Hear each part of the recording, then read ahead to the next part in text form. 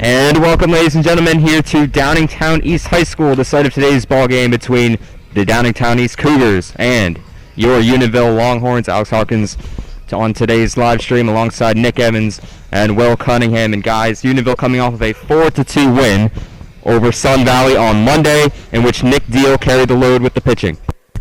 Yeah, he was great. You know, his first start of the year, first start of his varsity career for the freshman, and he certainly looked anything but overmatched. He had 10 strikeouts, did not allow an earned run, and he was certainly the biggest reason why Unionville got a win yesterday and got back over 500. Yeah, with Hanson on the mound today for the Longhorns at the bottom of this inning, they're going to need similar production until this offense can really, find its groove. Most of its runs came off errors from Sun Valley last time, and they got to produce more if they want to win these games. Well, as usual, Jack Reganey will lead it off for the Longhorns, facing number 32, a lefty, and that ball is launched into right field, but caught for out number one. So one pitch and one away here for the Longhorns, and now Sean Reganey will come up to the plate. See, but I love that start. That's a really, really great start to this game for Unionville. Square a ball up, first pitch. Let's get things going here. Sean Reganey once again filling in for the injured Stevie Thomas behind home plate in the catching role, and he takes that first pitch in there for a strike. I love Sean in the two-hole here. His ability to just put the ball in play, get those nice ground ball hit contacts. It's been a really bright spot for this team all season long. Next pitch, that one off the plate. 1-1 towards Reganey.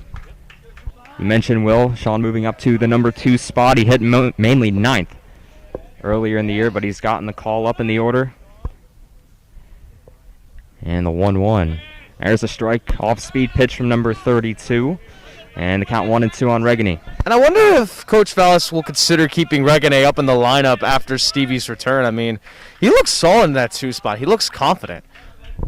But when Stevie comes back, I would assume Sean will go back to the outfield as well. That pitch in the dirt, 2-2.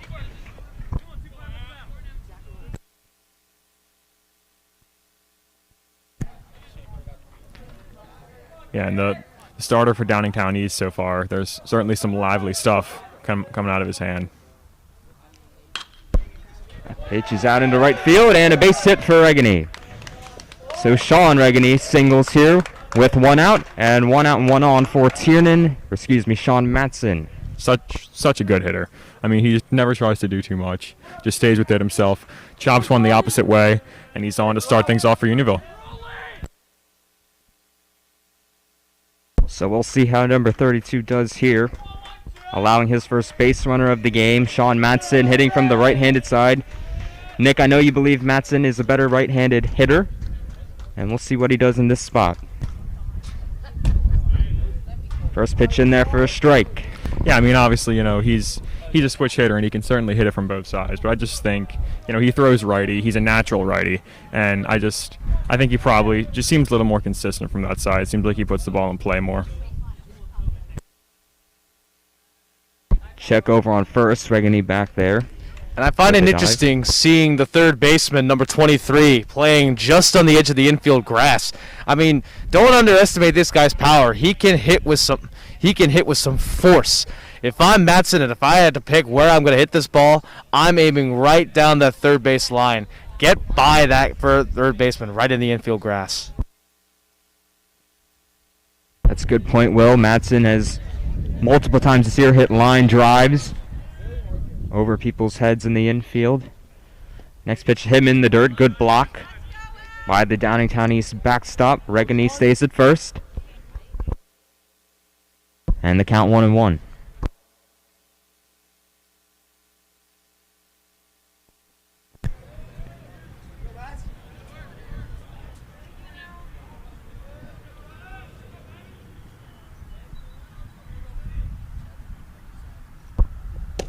One pitch, that's down the chute. So 1-2 now on Matson, and he'll have to protect. You see Unionville's base running being a key. Reganey has had some slip-ups on the base paths. He got picked off yesterday. Looks a bit indecisive with his feet. Hopefully he can fix that moving forward. Sean remains on first here. The 1-2 to Matson, swing and a miss. Ball gets away from the catcher, so Reganey will take second base, but there are now 2 outs for Daly. And you can tell Sean's a bit frustrated with himself there. Certainly you never want to strike out on a pitch in the dirt, and he knows that he has to be better than that.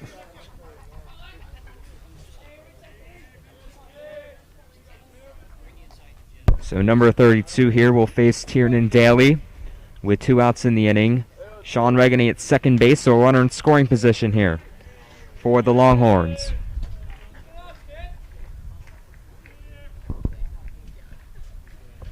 And the first one, that is foul, just to the left of third base for Daly as he almost snuck that one down the line, but that's strike 1. Daly had a bit of a hot start to the season with those hits, those line drives up the middle, and those balls splitting to the gap. He's been a bit cold in that sense over the past few games. He's been able to get on base with some walks, but not a lot of contact as of late.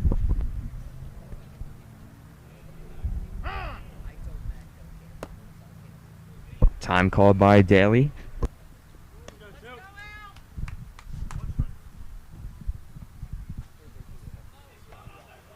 It's an 0-1 count here for the Unionville cleanup man.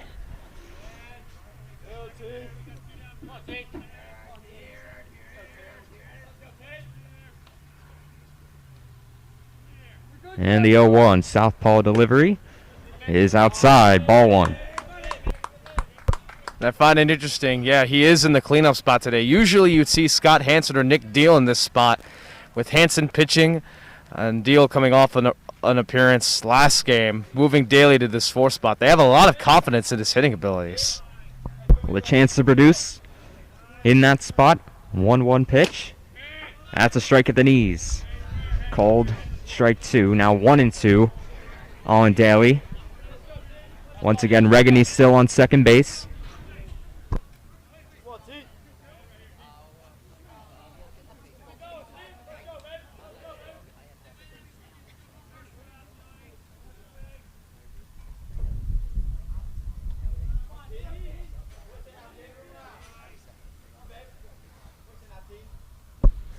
Sean drawing some attention over there.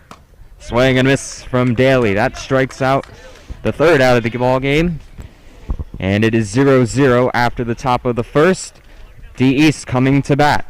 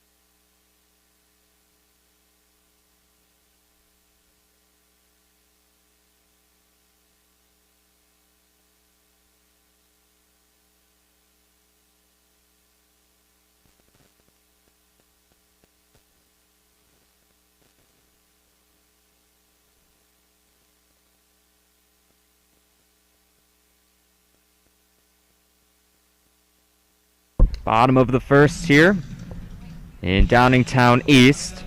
So Scott Hansen will get things started on the mound for the Longhorns. Defensively, the Longhorns do look a little bit different. Their corner outfielders are now J.J. Williams in left, Grant Hyman in right, which is a little different from last game. But here is number 33 leading it off for D East.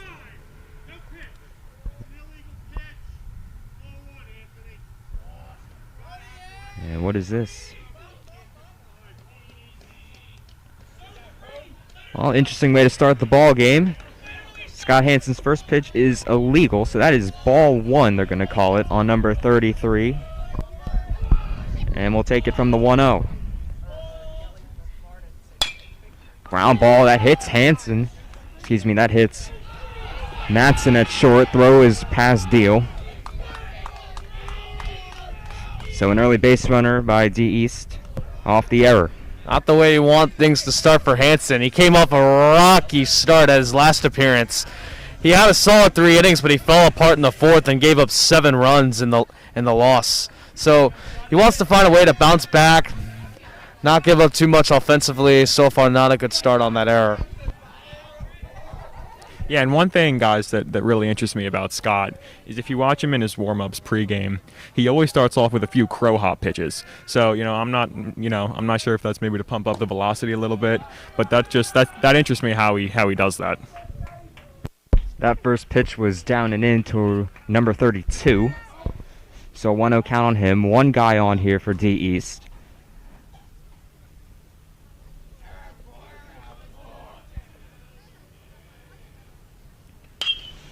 That ball's in the right field and a base hit for 32. So 2 on with nobody out here to begin the inning for D East, and Hansen in some trouble early.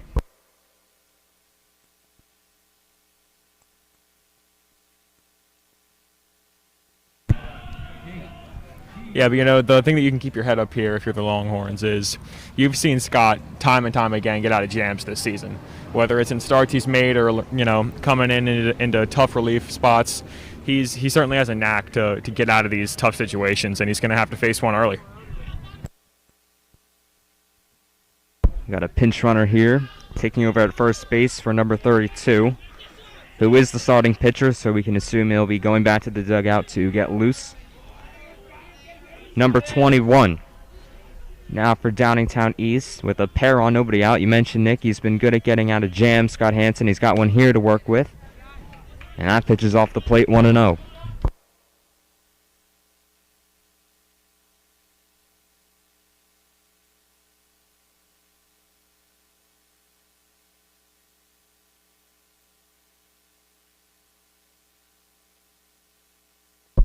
Pitch, that's past 21. And the count even at 1.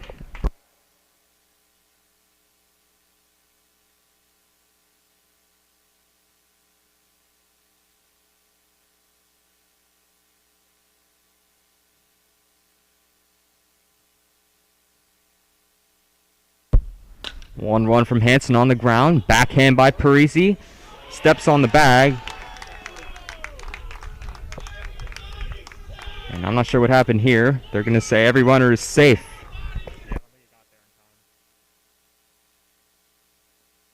So an infield hit for number 21. Bases are loaded with nobody out to begin the bottom of the first. Still no score though, but number 8 can change that here. Yeah, Scott had to field that one a few feet behind the third base bag and just couldn't quite get there in time to get the runner. So a tough break if you're Hansen. That one fouled back, strike 1.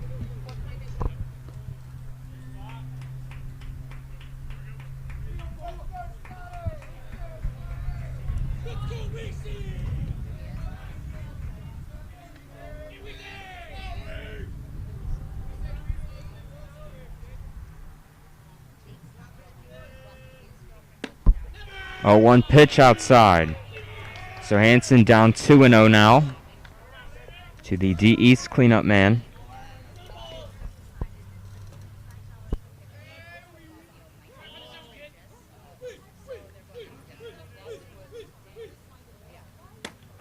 And there's a strike from Hansen. Yeah, it's a nice spot to mix in the breaking pitch.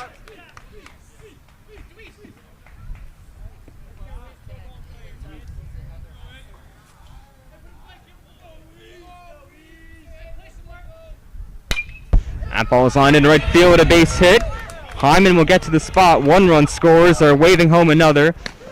And the play at the plate.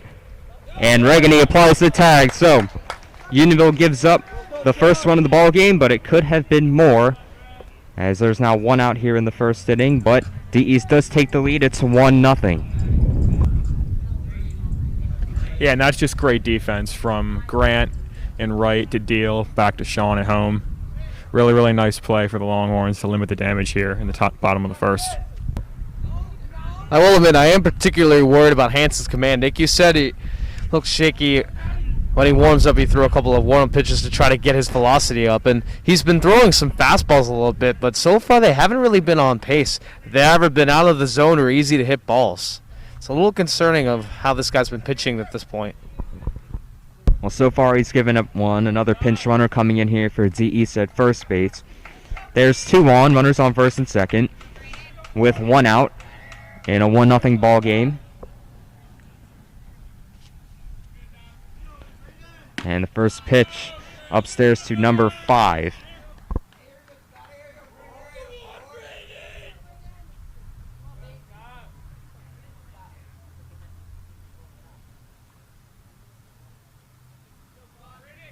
(1-0) ground ball. Parisi, nice big hop. That time he gets one at first, and it's not in time. So 1 out on the fielder's choice by Parisi. Runner still on first and second, but now there are 2 outs. Yeah, and that's just a nice play by Carter, just to find an out, get the lead runner. Obviously made the attempt over at first. Steele stepped off the bag, which is probably pretty smart as well, just so we can get a little bit quicker, knowing there wasn't going to be much of a chance for the play at first. Number 2 now for D East. 2 on, 2 out. Hanson trying to keep this at a 1-run inning. And that one's downstairs.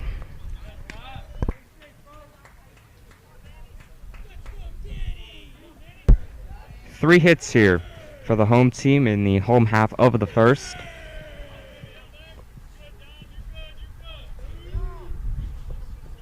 And the 1-0.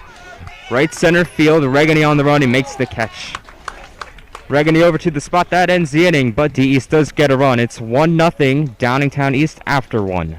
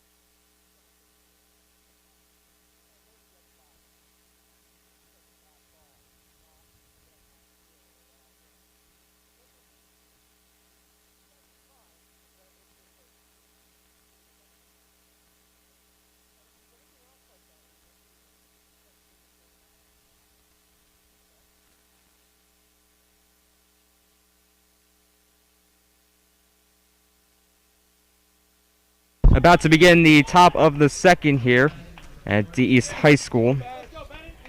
Ben Bachelari, who's DHing today, will step in to lead off against number 32. It is 1-0 Downingtown East. And the first pitch to Bachelari is downstairs.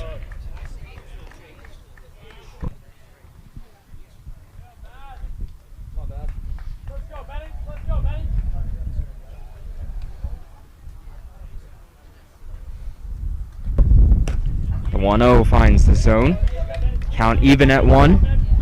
Bachelari had a promising game a couple days ago against Sun Valley. Had a glorious double. Shown a lot more patience at the plate, particularly at his pitch selection. What pitch is he going to swing at? That pitch is inside, 2-1. So far, Bachelari hasn't taken the bat off of his shoulders.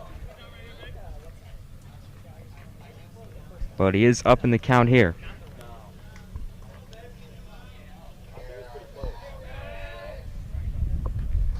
2-1, just below the zone again. So 3-1 now on Bachelari. Yeah, and one thing that East starter did really well in the first inning was locate his pitches. And so far, obviously, a 3-1 count hasn't been able to do so here. Maybe it can benefit the Longhorns. Well, that time he finds the zone. Bachelari doesn't like it, but the count is now full.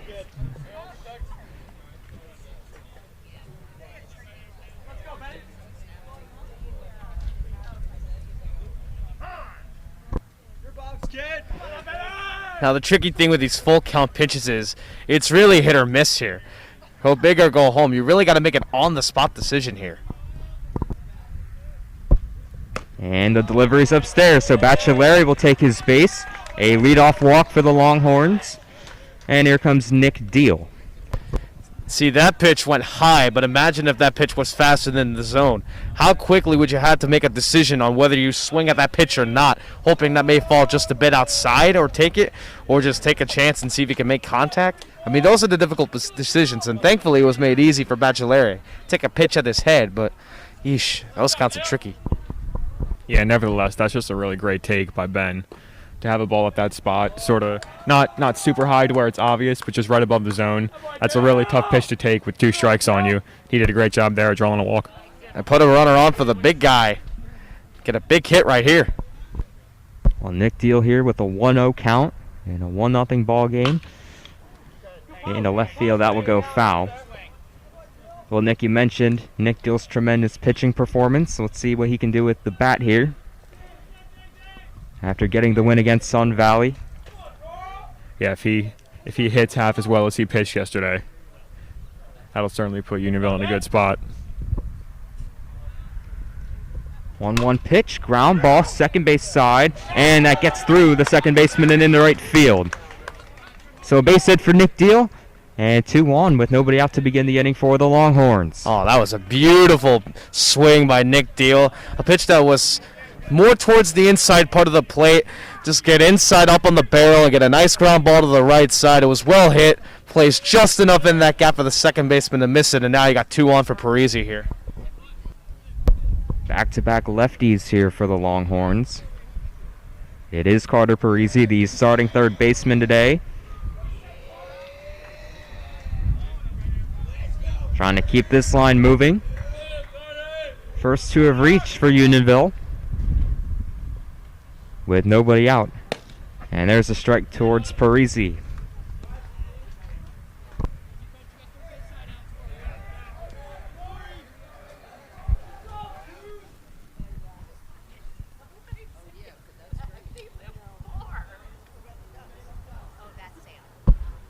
Oh, 1 foul back. That's strike 2. Parisi to me has really been a guy who stood out to me as a guy who really rose to the occasion as he rose his way up the depth chart into a more prominent role. At the beginning of the season, he was just a bench player who wouldn't get much playing time, but now he had the chance to show his prowess on both ends, pitching and hitting, and now he's got a more regular role because of it. He's had a good piece of hitting each of the past couple of games. Let's see if he can continue it here. 0-2, swing and miss. Parisi down on 3 pitches. That's out number 1. Tough fastball up at the shoulder. Yeah, Parisi unable to handle it. That'll make way for J.J. Williams, who starts in another one today. Before his 6-game hiatus, left field's where he started in that game against Henderson. Did okay in that position. But now let's see what he does at the plate.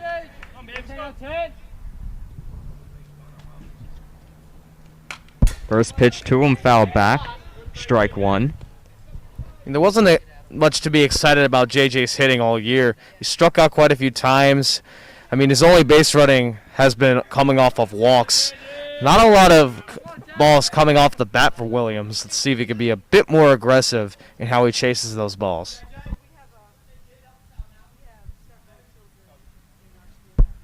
Oh, 1 pitch left upstairs. 1-1.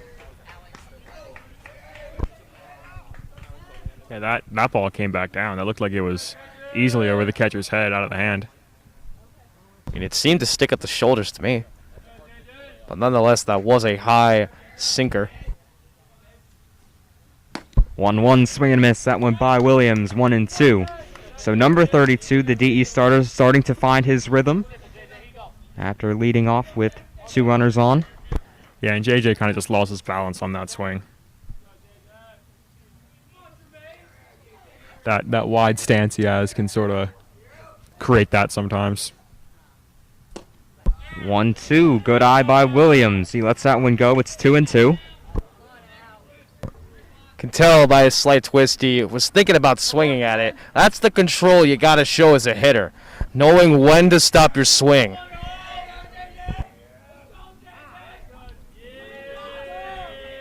You can see he's really thinking about what to do with this coming pitch here. Obviously, you got a 2-2 count. The pitcher can really still try to do something tricky on you.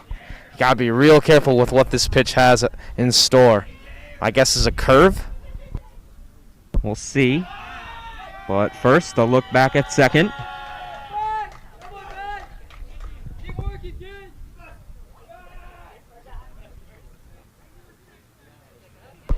You can see a bit of a contrast between this pitcher's approach and what we saw against Sun Valley. Not a lot of checking the bases, focusing on the guy at hand, and so far it's worked for Downingtown East. You know, he was able to retire Parisi. He's 1 strike away from retiring JJ. He just seems focused on the hitter. No base runner seems to face him. A 2-2, that one popped up, and we'll go over our heads and out of play. So the count remains 2-2.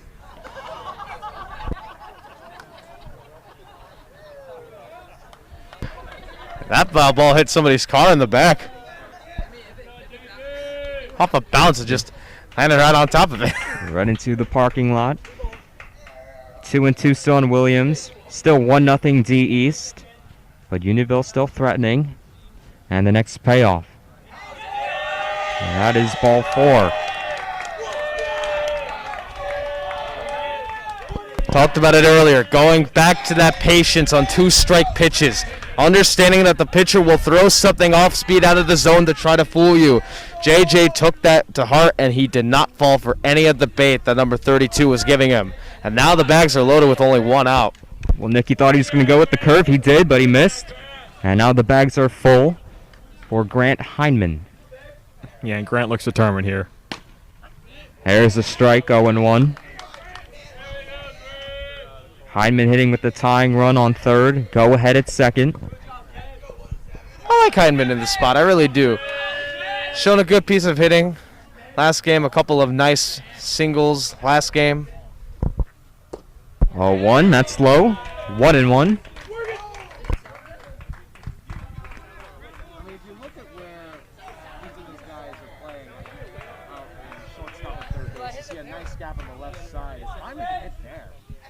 At least around 82. I don't know what they feel on the base paths. 1-1. And over the head of the second baseman into right center field. Bachelari scores. Here comes Deal. Throw, there will not be one. Going to third is Williams, and he is safe. So a 2-run single for Grant Heineman. As he also takes second base, it is 2-1 Longhorns. That's just a great piece of hitting in a really, really big spot by Grant. And you obviously see this team, you hear this team making a lot of noise for their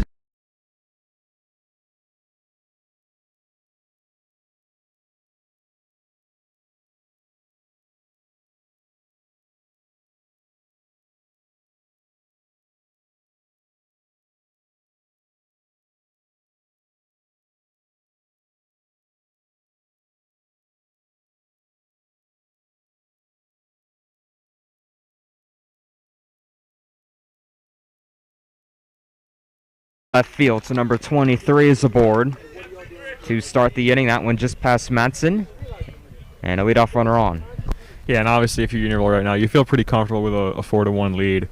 But one thing that you don't really feel very comfortable with is that Scott, even though, you know, escaping that last inning, only allowing 1 run, he's certainly allowed some hard contact to a lot of hitters. So he's going to have to clean this up if Unionville's going to want to stay in front for the entirety of the game.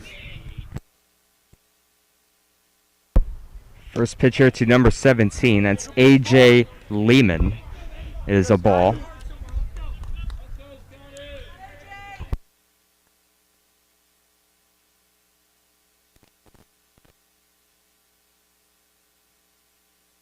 And the 1-0, Lehman went around, that's strike one. It's an awfully big leadoff first number 23 took right there. Keep an eye on him. It's a prime candidate.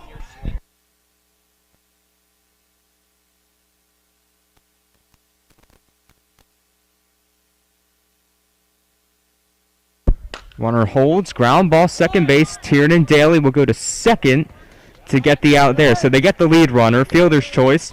One out, runner still on first base. It's actually a very great play by Daly. You know, most people would just throw to first and take the loss with a runner in scoring position, but he saw an opportunity to get the lead runner, and sure they weren't able to turn two, but now you have a much less harmful situation out there, and maybe you can turn a double play this time around to end the inning. One out, one on in a 4-1 Unionville ball game. Longhorns on top. Here is Asant, the starting left fielder for D East.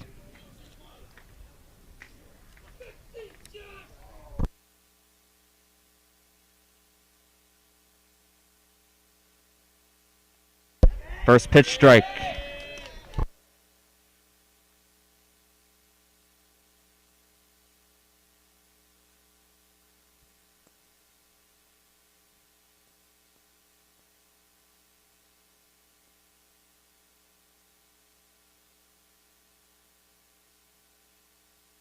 Oh, one. That ball into right field. Back is Grant Heinman to make the play. So 2 outs now here in the second. Great play by Heinman. And back to the top of the order we go here for D East. That was an interesting stance. I mean, his front leg was straight. You don't get a lot of power to step in and twist with your front leg straight there. Just forcing to try to push it all on one leg. I mean, he had some pop there, but imagine what things would be like if he just bent both his knees just a little bit. Particularly his left leg. Here is O'Neal, the leadoff hitter. Throw over, not in time on Lehman, who remains on first. O'Neal reached on an error in his first at-bat. Also came around to score. That pitch is up in the air. Shallow right field, Heinman settles under it and makes a catch. So Grant Heinman 2 putouts there, and that ends the inning. It remains 4-1 Longhorns.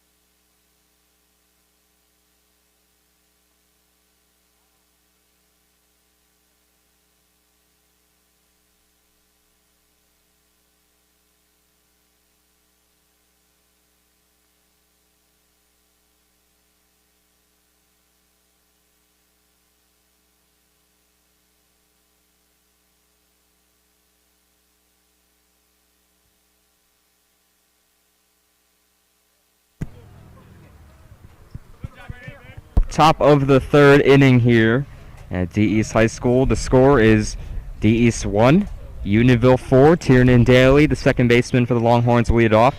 For the starting pitcher for D East, which we finally have a name for, it's Al Lehman. And the first pitch popped up out of play.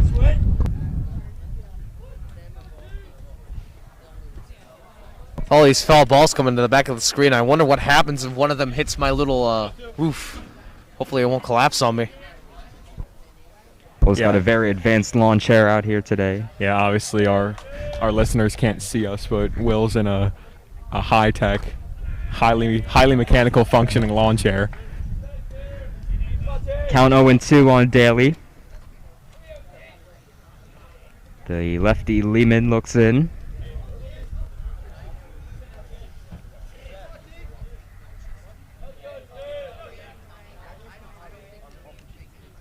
Payoff coming. That one no good. Ball 1 to Daly. That's a tough pitch to lay off of.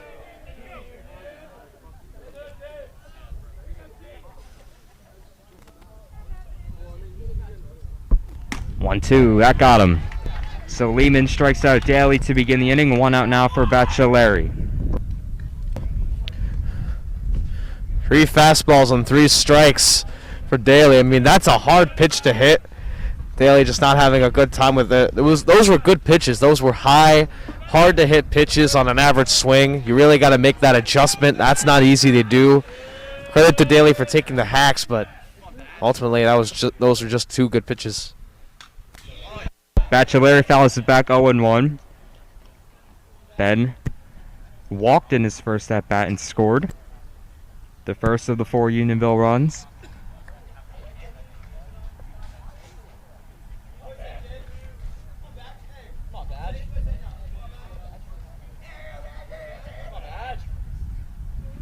The 0-1, Baccelleri went down low for that one. That's strike 2. Ooh, not a good swing. Pitch in the dirt right there. I mean, that's one of the things you got to be disciplined about. Watch for those low sinking fastballs. Those are pitches that are tempting, but those are pitches that you just got to lay off. Now down in the count, 0-2 upstairs. And Baccelleri will see another. Now he knows he's got to be careful. He's got 2 strikes on him. I mean, he knows he's got to be aware of what this guy is going to throw. He's going to try for some off-speed pitches, particularly that inside curve. I think that's what he's trying to use. Went with the breaking ball, but it was in the dirt. 2-2 now on Baccelleri.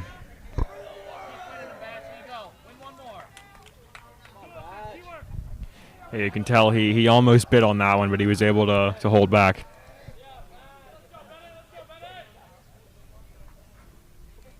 2-2. Ground ball, second base. And the play is made over there by Hickey, the second baseman for Downingtown. And there are 2 quick outs here for Nick Deal.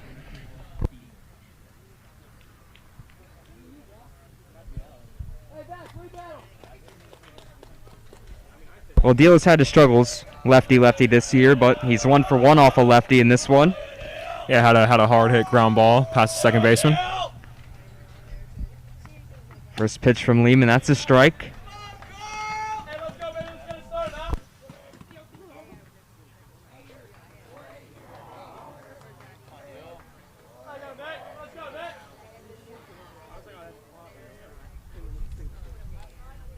Oh, 1 in the dirt.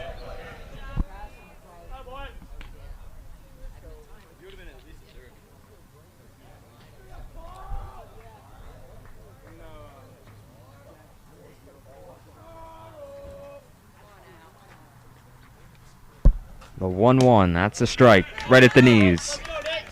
And Lehman 1 pitch away from a clean third.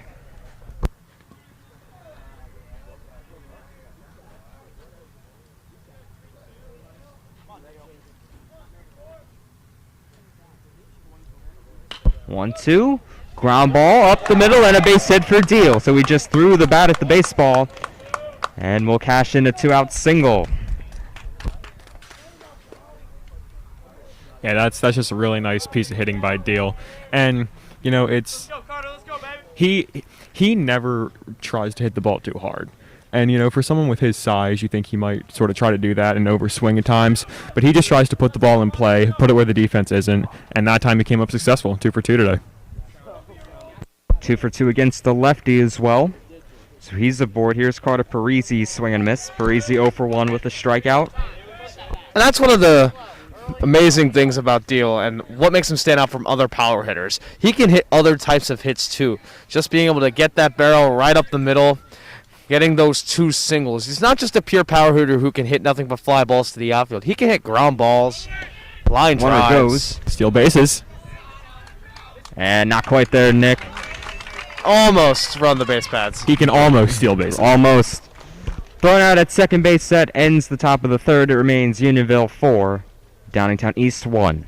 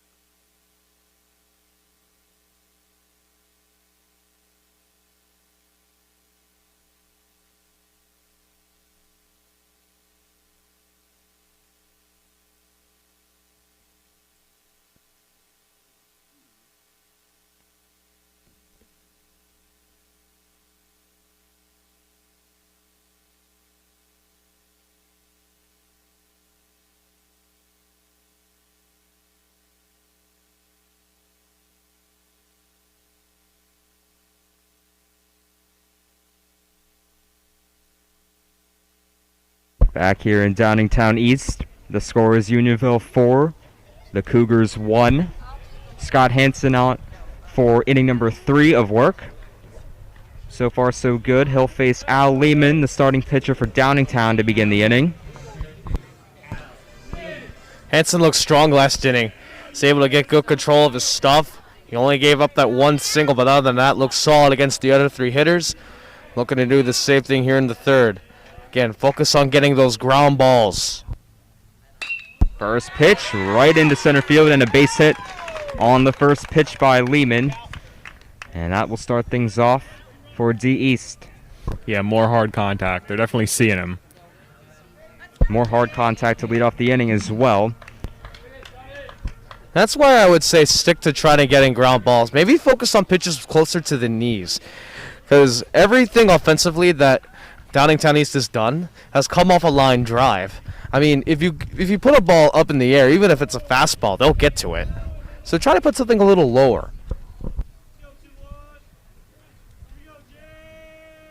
Here is Keenan, number 6, the starting shortstop. There's a strike.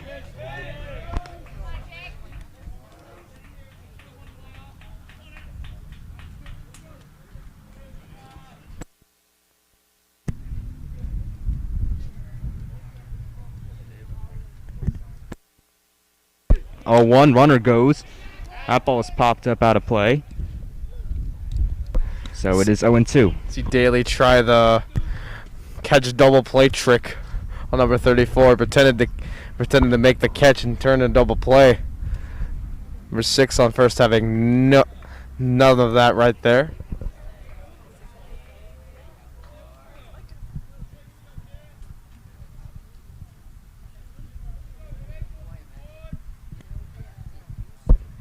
Oh-2, and he pushes it out into right field. Grant Hyman's been a busy man out there, and he makes a catch for out number 1.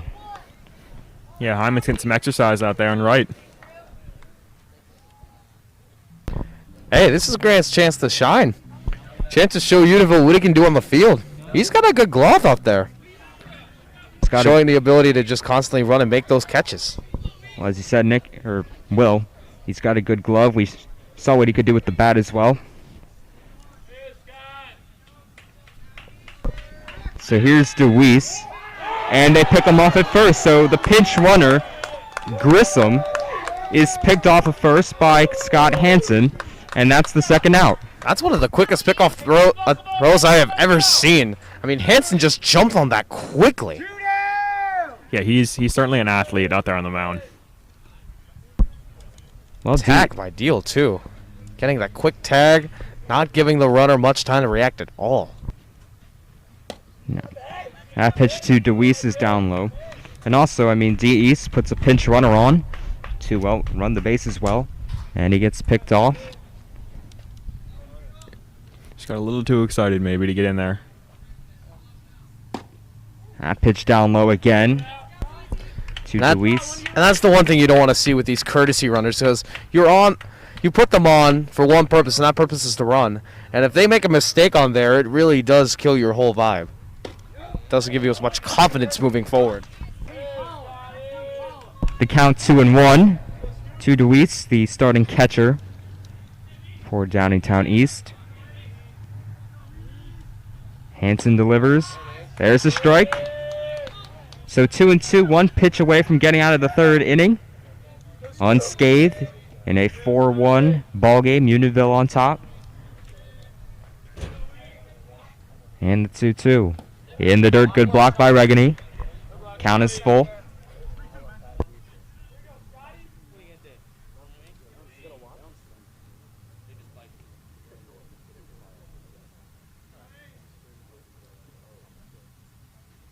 Three-two, got him in the dirt.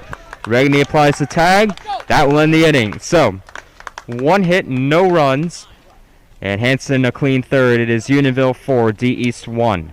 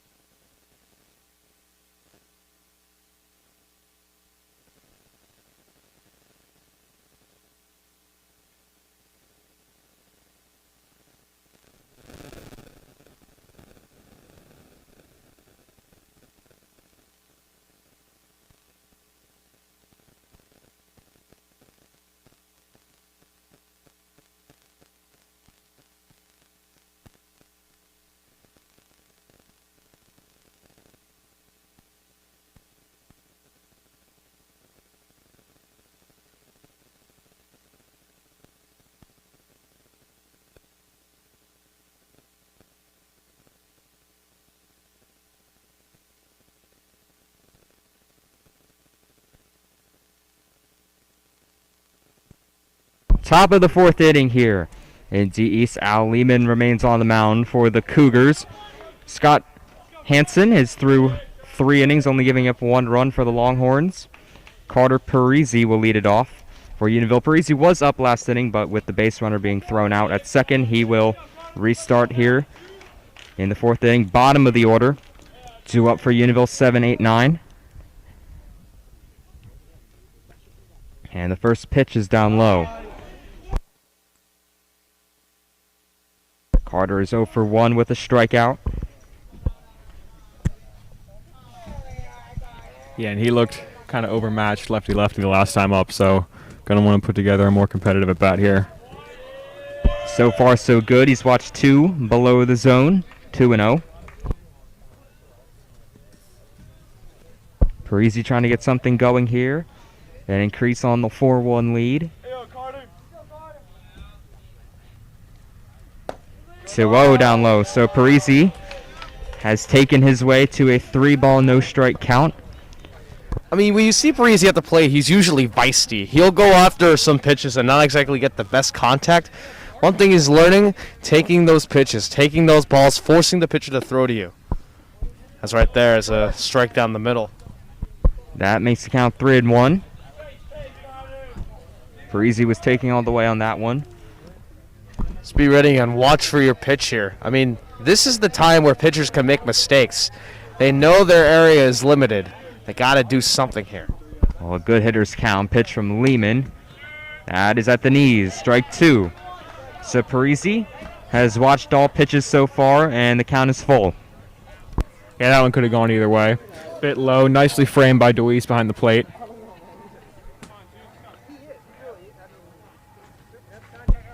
The 3-2 pitch, ground ball right side, and that one is foul. So we'll try again at 3-2.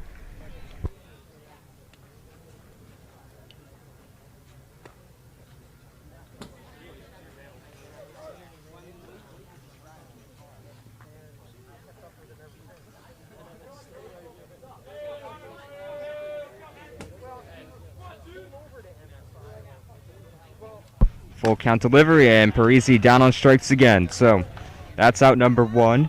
And here's J.J. Williams. The same pitch that got him last time got him this time. Fastball at the neck and shoulder level. Again, that tough pitch that's hard to adjust to. But Parisi's been especially vulnerable to that, and now he's struck out on that same pitch 2 times in a row. Lehman getting him for out number 1. J.J. Williams, the left fielder, steps in. And there's a strike from Al Lehman.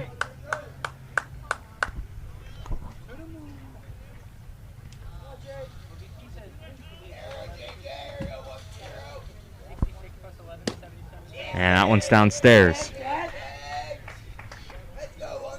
Williams able to lay off. 1-1.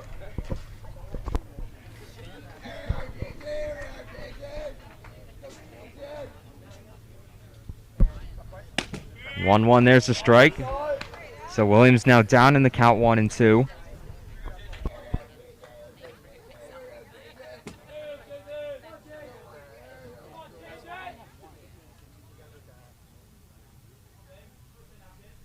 One, two coming in the dirt. Good eye by Williams.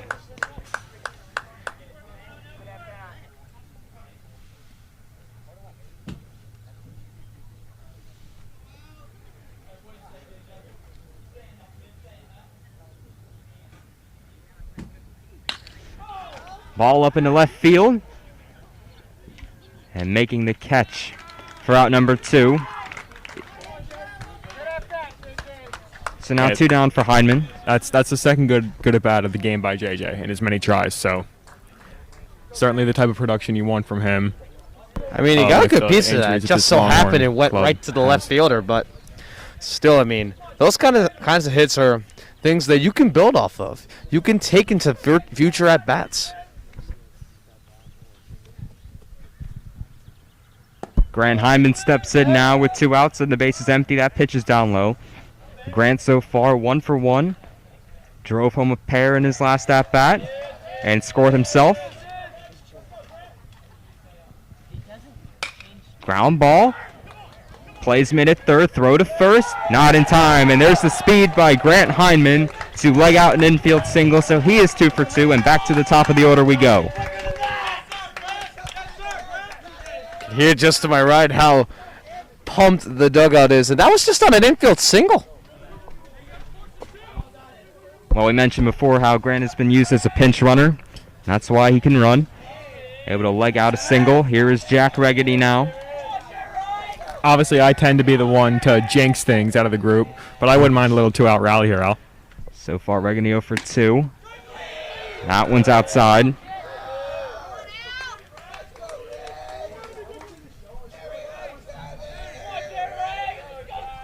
We'll see what your luck is today, Nick. So far, it's been 0 the whole year, but Reggedy, right center field, well hit, and running over to make the catch. So that ends the inning. It is 4-1 Longhorns, remains 4-1 Longhorns as we head to the bottom of the 4th.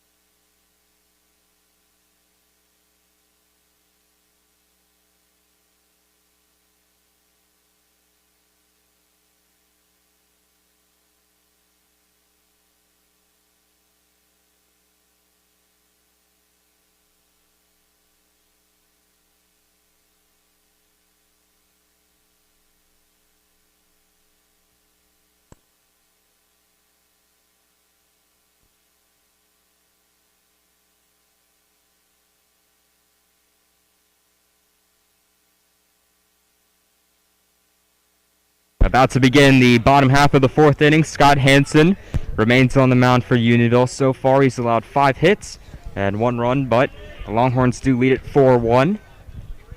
This was his falling inning last time. A lot of it, yes, was due in part that Unionville did not field well that day. But he did give up 7 runs in that inning. Hopefully he pitches better in the fourth here. Popped up by McLean, deal over, and he makes the catch.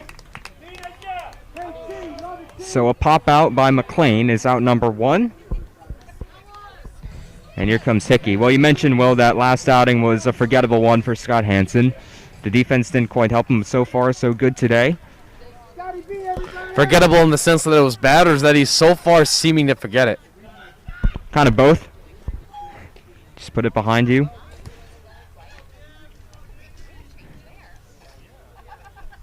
First pitch to Hickey is down low.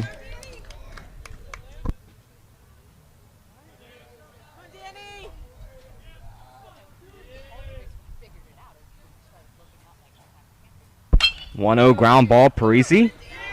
Bobbles, and will not have a play.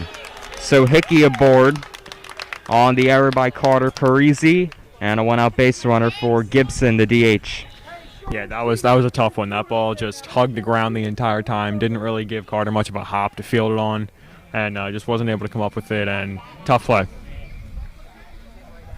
Excuse me, this is actually Lamb at the plate.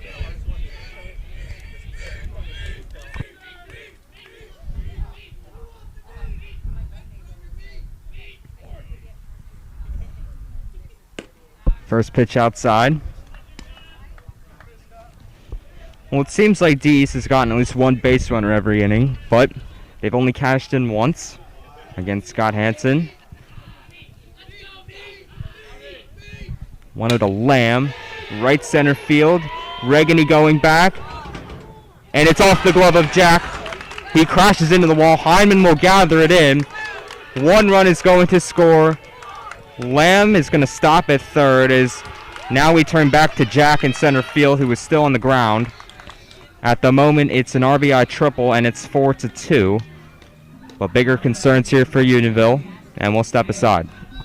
Yeah, that did not look good, Al. It looked like he sort of tried to lay out for that one, giving maximum effort as he always does, and might have hit his head maybe on the fencing out there. I mean, that looked ugly. He made the jump, and he fell back, and his head hit the bottom of the wall, causing his neck to bend, it looked like, out there in center field.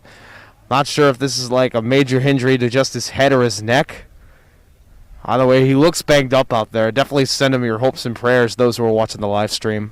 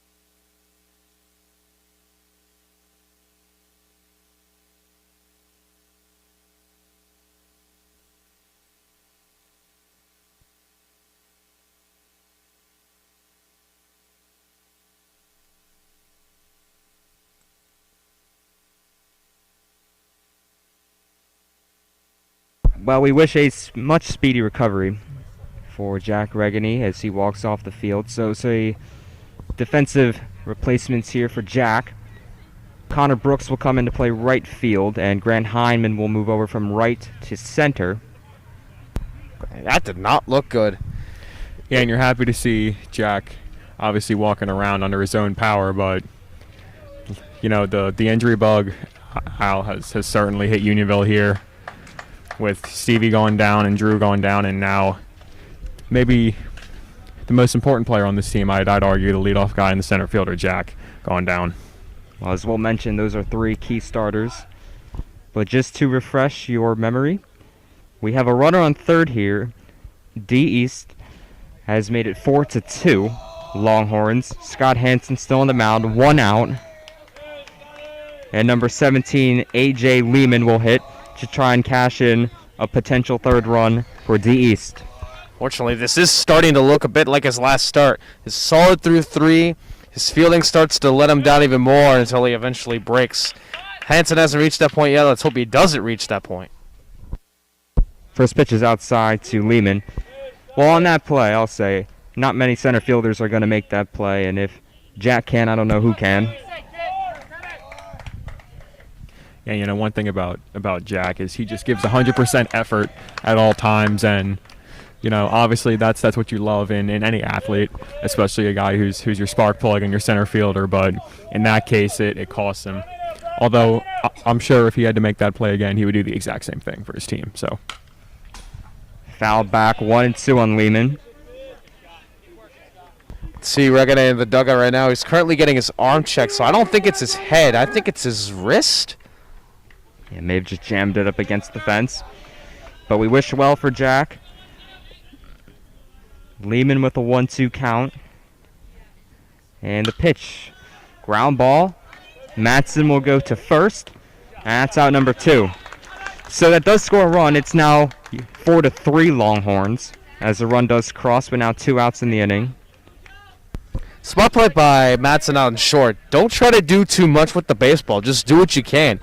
Wasn't much of a play at home. Just get the out at first. It's one step closer to getting back into the dugout. Another chance to hit. Another chance to extend on the lead. First pitch to Asante is outside.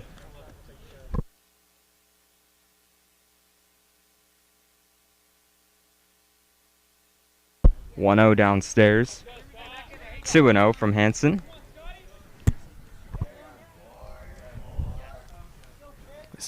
yeah, Scott's starting to pick up the pace a little bit here. Well, in this at bat, he's now down 3-0 to the D East left fielder.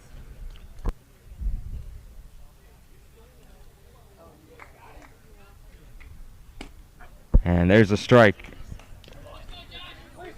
So a 3-1 on the number 9 man in the D East order. Hansen takes a breath. And the pitch. There's a strike on the breaking ball. And Scott works back the count full. It's 3-2.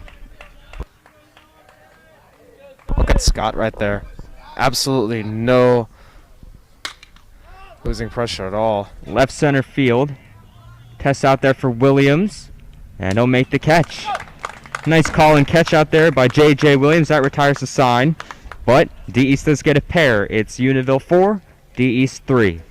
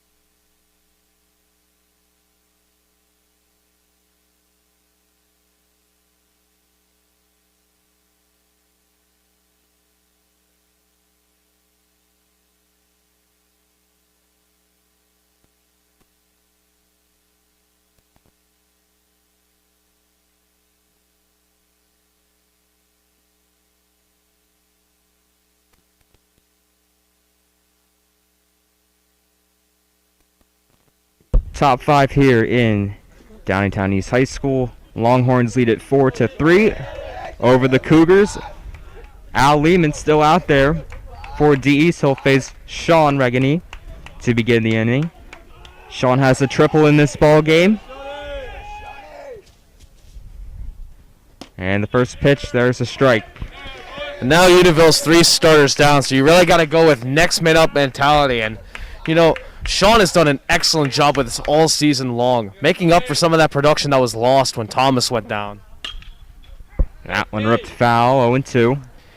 And sure, he's been a regular in the lineup for most of the season. But now he's inserted into a higher role. He's hitting earlier in the lineup. He's got a lot more pressure on his shoulders, getting that production early next to some of the more prominent seniors on this team. So far, though, he's been really filling those shoes very well, and I love to see that out of him. 0-2, another ground ball foul. And the count will remain 0-2.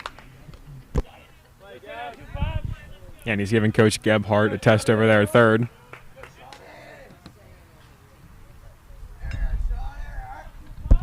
Coach Gebhardt, the third baseman, assistant coach for Unionville. Still waiting for him to make a play down there. 0-2 in the dirt.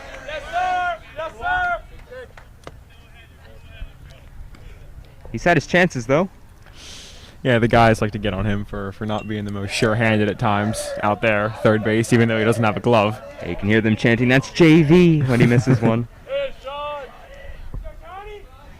1-2 to Regany. Another one, ground ball. Third baseman didn't let Coach Gebhardt get that one. He said, "Hey, you're getting too much practice over here. Let me get one of these." I mean, Coach got down. He was ready to make a play. Oh, yeah. No, it's off. It's off. Don't worry. Let's go, Sean! 1-2, Regany strikes out. So Sean down on strikes route number 1, and that'll bring up Madsen. Good pitch, fooling him down with a bit of an off speed, going more of a sinker style pitch. Usually staying up top. Sean got fooled by it.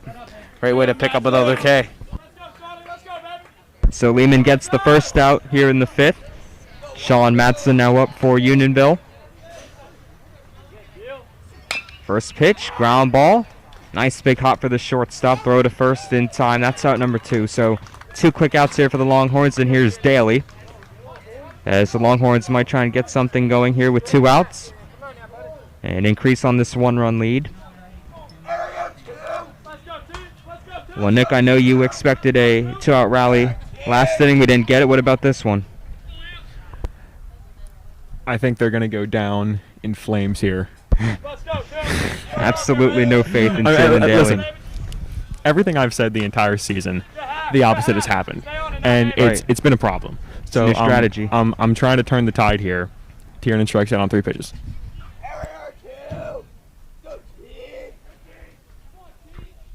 He's got no 1 count here after fouling that first pitch back. And the 0-1 from Lehman popped up, and that will go out of play.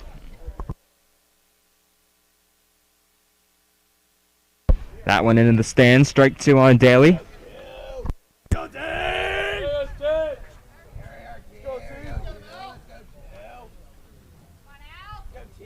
go, Tiernan. Pull it out there, baby. Let's go. 0-2 from Lehman. Outside, that's ball 1. So not going down on 3 pitches there, Nick. He'll see at least a 4th. Let's go, Tiernan. Let's go, baby. Give me one. Give me one. Give me one, baby. Let's go. Let's go. 1-2. Got him. Run it. Tag is applied. That will end the top of the 5th inning. The score I'm in a remains. slump, everybody. He's in a slump. It remains 4-3. Unionville.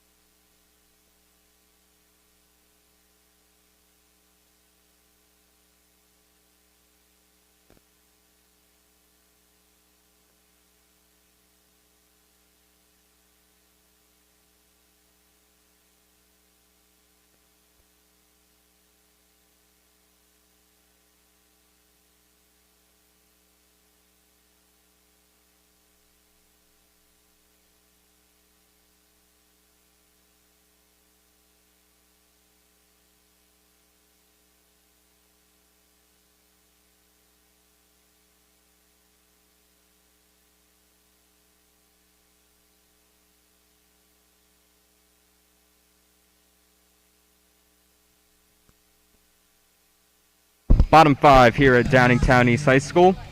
Score still Unionville 4, D East 3. As Scott Hansen will continue his outing on the mound. Here to the 5th inning. And here is O'Neill. So top of the order due up here for the Cougars, as they are down 1. First pitch swinging. Center field, that's Grant Heineman out there for the injured Regany. And Grant has been very clean in the outfield today. Whether that's been right or in this time center, that's out number 1. Yeah, he's 4 for 4 out there. A good shuffle out there, too, being able to quickly adjust his feet. Seems set, and then when he's off just a little bit, all he's got to do is make that nice, smooth shuffle, not losing his balance out there. Great fielding skills, great footwork out there by Hyman. And that's been key to his success here on the field. First pitch to Al Lehman. The starting pitcher is in their first strike. The battle of the starting pitchers. I mean, I think we know who's been winning the battle so far. Hansen so far showing excellent control. The 0-1 in the dirt. Good block by Regany. 1-1. Nonetheless, he's had a couple hits today. The starting pitcher over here. Had a decent day at the plate so far.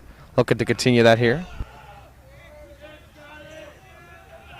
All around, he's been doing pretty well. 1-1 upstairs. And Hansen falls behind.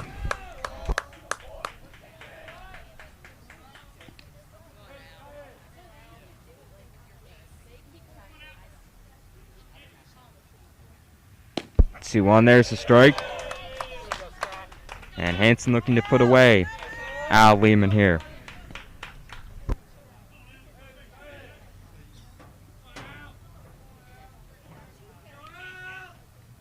2-2 in the dirt again. Count is full.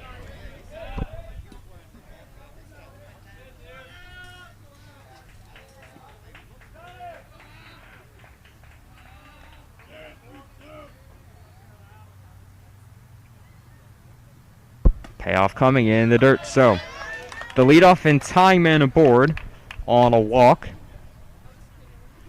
Once again, Unionville still remains up 4-3. And we'll have a courtesy runner out here for the starting pitcher, as we've seen on a couple occasions. And Grissom will take over first. Now, if you remember, he did get picked off his last time. Hansen being very efficient with the pickoff throws today. He's not throwing too many. He's throwing just the right amount.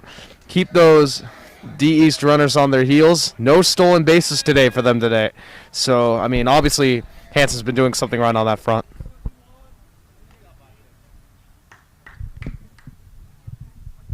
First pitch to Keenan, line drive, base hit into left field. Williams will play on a couple of hops. But that's a 1-out single for D East, and now 2 on with 1 out.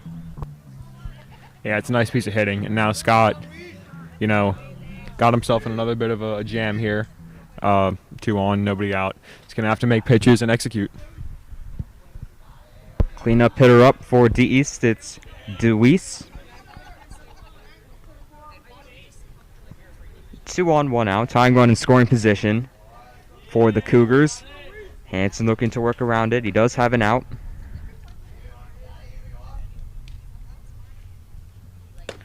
First pitch strike. 0-1.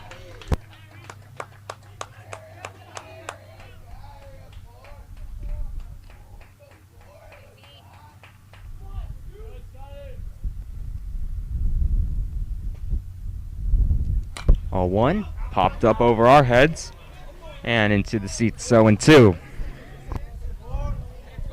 Yeah, and judging by the crowd reaction, I think that one almost caught a car up there.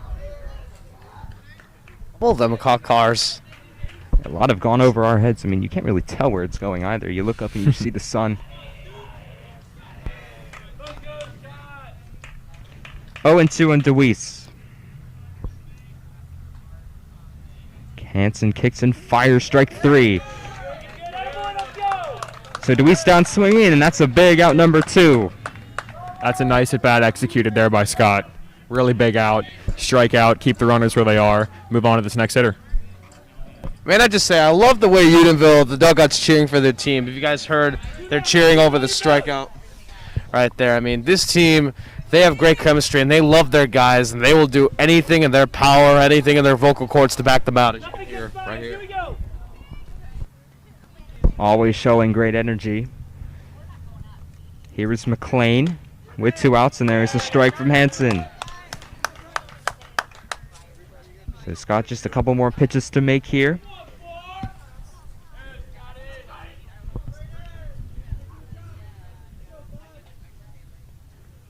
And the 0-1. Popped up. Deal over. And that's out of play. So 2 quick strikes on McLean is once again Hanson going up in the count 0-2. Looking over to the right, we see Drew Del Colo, number 1 for the Longhorns, warming up in the bullpen out on the right side.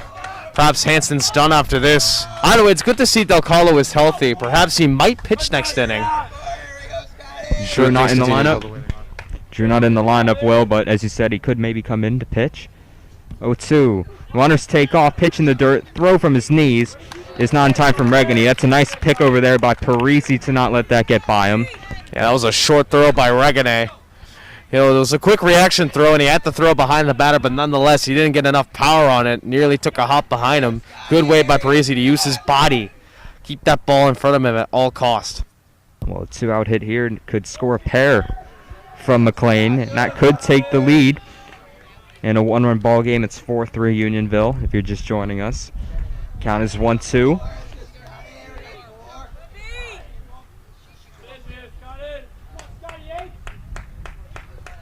And another payoff coming from Hanson. Right-hander delivers. Right center field, it's Hanson. And it's dropped in right field by Connor Brooks.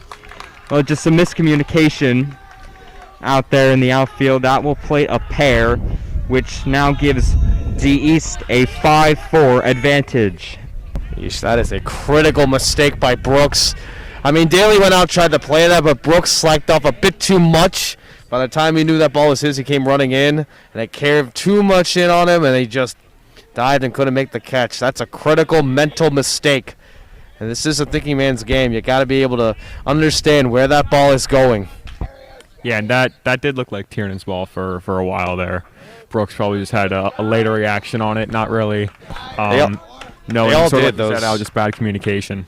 Yeah, they all did those infield, those pop-ups that seem to go to the infield but just fall in the shallow right, closer to where the outfields are. Count is 1-1 on the DH Gibson. Well, you mentioned earlier in the game that the defense didn't really help out Scott last time he was pitching, and right here we see a big mistake with 2 outs. Yeah, because of that, that's the 5th run he's given up. Man on first, still 2 outs. Runner takes off. Throw from Regani is in plenty of time to get him. Sean Regani gunning down his first base run of the year and strutting off the field. You love to see it. Mentality. Had a similar arm to Stevie's right there on that throw. You gotta love Shawnee. Behind the plate here, it's 5-4 D East.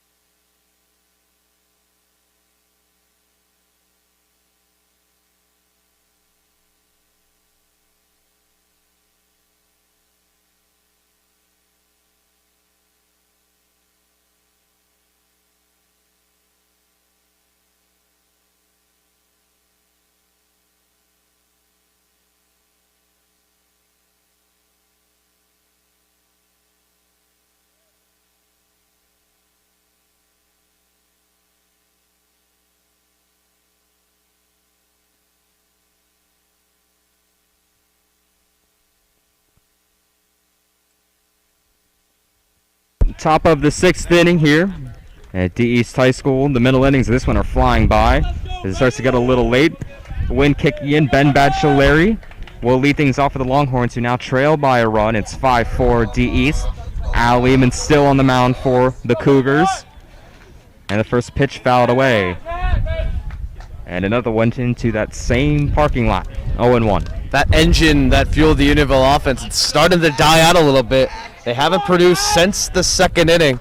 And now they're in a tight spot where they got to start producing again. Usually produce best when their back's against the wall. See if they can do it again here. 0-1 late swing. And a swing and a miss. 0-2.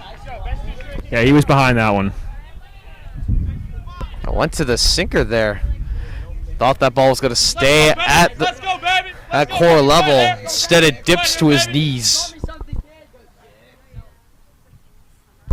0-2, foul back again. And, well, you do have a car parked out there in that parking lot behind us, right? No, I don't, actually. I mean, I was going to park there, but I made... You made a good decision. Yeah, I did. The bus was coming. It was only a one-way. I'd have to go around the school, so I just figured I'd go to the left. And it's a good decision I made, too. Because now I don't have to worry about my car getting hit. 0-2 outside to Bachelary, 1-2. Let's go, baby! Let's fight, baby! Let's fight, baby!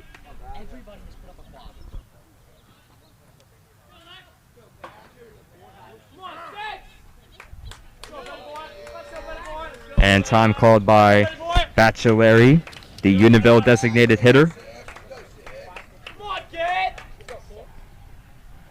1-2 coming from Lehman. That one blew him away. Strike 3 swinging, one down here in the 6th, and that makes way for Nick Deal. Let's go, Nick. Let's go, Nick. Start off here, baby. Have to admit, number 32, he's done a lot better this game, resorting more to off-speed pitches, pitches at the knees. This is a tall Unionville lineup. Not a lot of short guys in this lineup, so not being able to get to those knee-level pitches. Pitch to Nick Deal is fouled back. Deal is 2 for 2 today, so he's gotten the better of Lehman. But hits with the bases empty here and one down. In a 5-4 D East lead. Let's go, Dale. Let's go, baby. Let's go, baby. Give me one, Dale. Give me one. 0-1 pitch in the dirt, swing and a miss by Deal. So 0-2 on the Unionville first baseman. I mean, when you get hitters swinging at that kind of stuff in the dirt, that's when you know you're doing something right. This guy's got stuff. Using that off-speed, that sinking kind of pitch with the changeups, the curves, the sinkers. Let's go, baby. Let's go, I mean, this guy has had control of that lower part of the strike zone all game. 0-2, call of strike 3. So Lehman sits Deal down, looking back-to-back strikeouts to begin the 6th, and there are 2 outs. And Deal looks a bit frustrated walking back. I mean, they threw some pitches at his knees, and I'll tell you, he looked fooled. He looked absolutely fooled. Well, Lehman is rolling right now. Unionville have 4 runs, but all of them came in the second inning. So besides that, there has been little offense. This here's Carter Parisi, 0 for 2, 2 strikeouts, and that one's downstairs.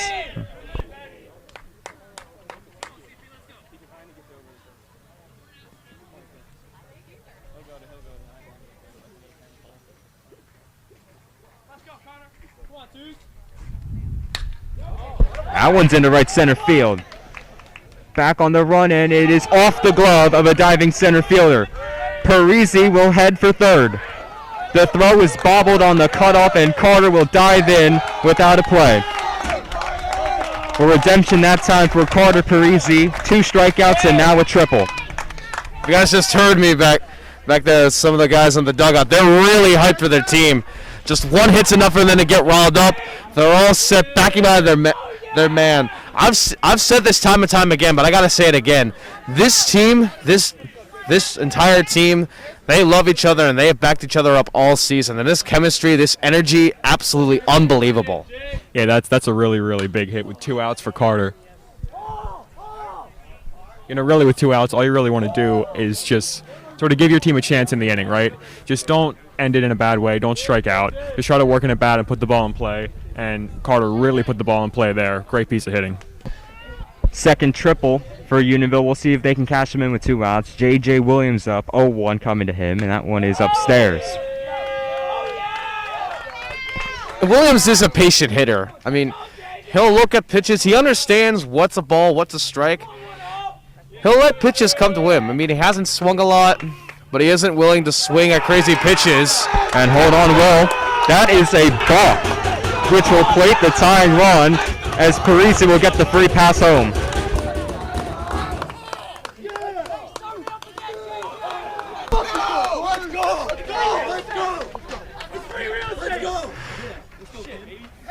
Dugout's going off here. I mean, this is crazy.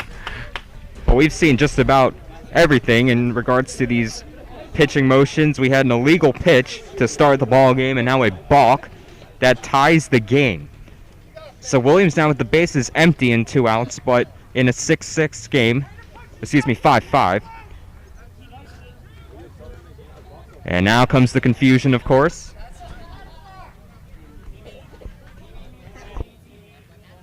Yeah, this Downingtown crowd not very happy with the umpire right now. But I'll tell you, though, they haven't shown a lot of energy to show it. I mean, Unionville wasn't complaining because obviously it was on their side, but they were out there. They were screaming, banging the can right next to me. They were constantly cheering for their guy and their team and their base runner and that run being scored. I mean, they were rallying around their men, and I haven't seen the Downingtown East dugout do much to cheer on for their team. Not a lot of noise coming from the third base dugout, and not too much noise coming from the stands behind me. You see some cheering.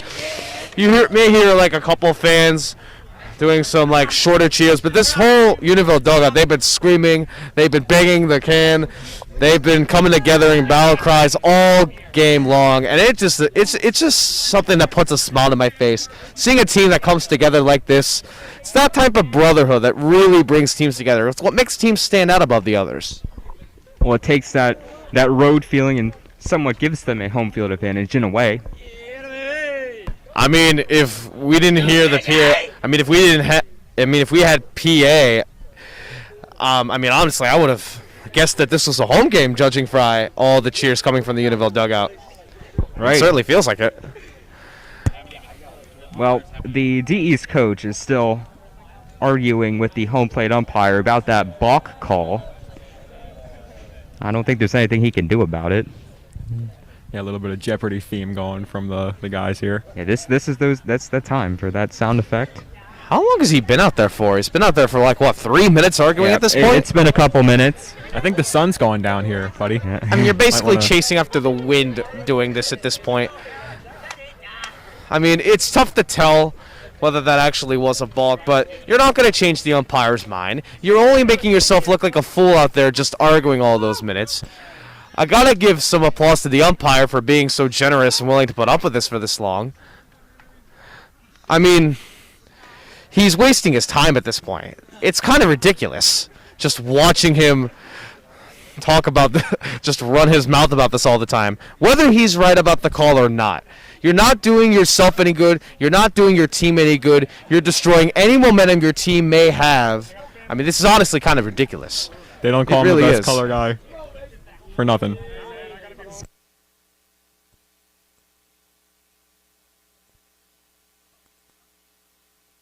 Well, thank you for that, Will. Anytime. Yeah, pretty much tore this D East head coach apart.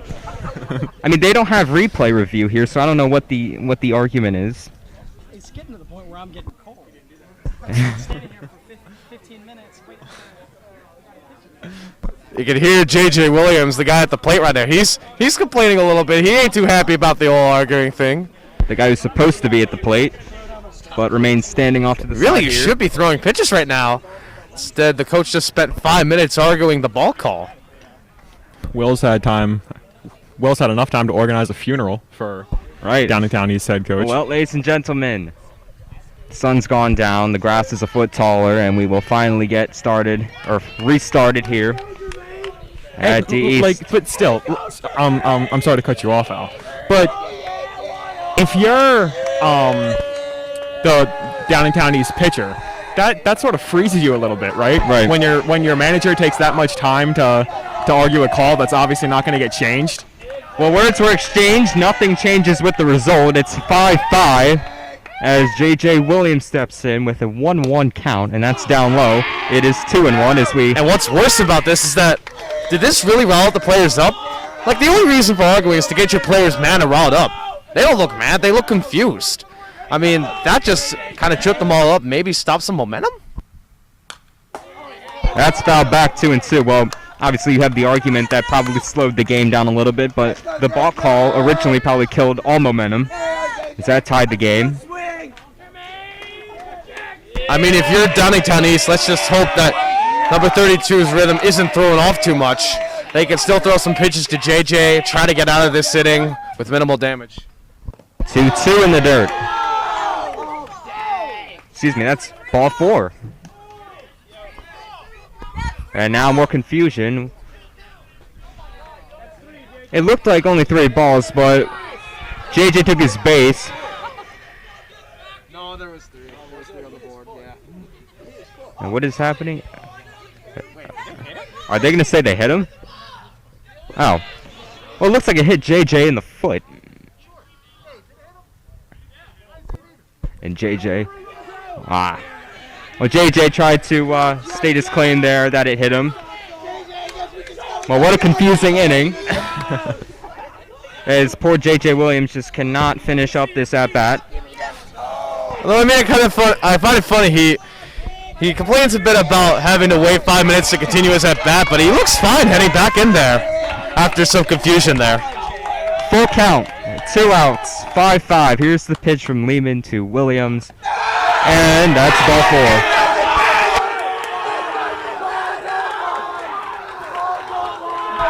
I feel like my ears are going to blow out at this point with all this energy in the dugout. I think we have enough energy to power up a lighthouse. A lighthouse. That's. Do you know how much electricity those things need to run? Well, Williams says, who cares, I'll take my base anyway. So a man on first with 2 outs, and we'll have a pitching change. So this inning will continue. But with a new arm for D East. It'll be number 23. That's Lamb.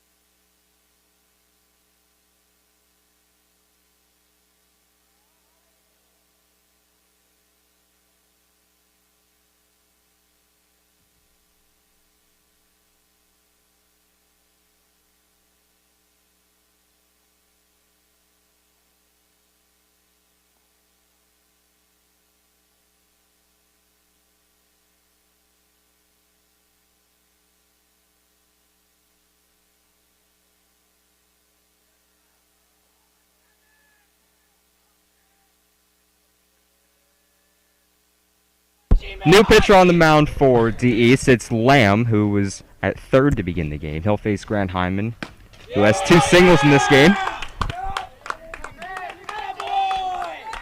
And that one was upstairs. This is Hyman's time to shine here. You're in a high spotlight moment. A lot of drama going on in the game. Got some momentum here. Take it and ride with it. Out one over his head. 2-1. Or excuse me, 2-0.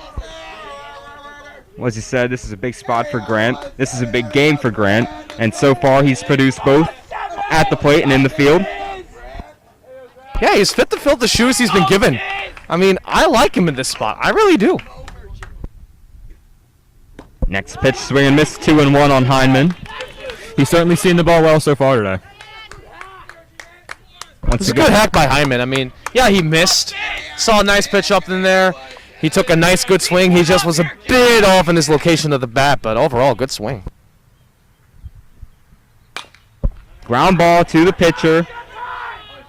Runs it to the bag, and that's the out. So, after a triple, a balk, a potential hit batter that resulted in a walk, and a ground out, it remains 5-5 as we head to the bottom of the 6th.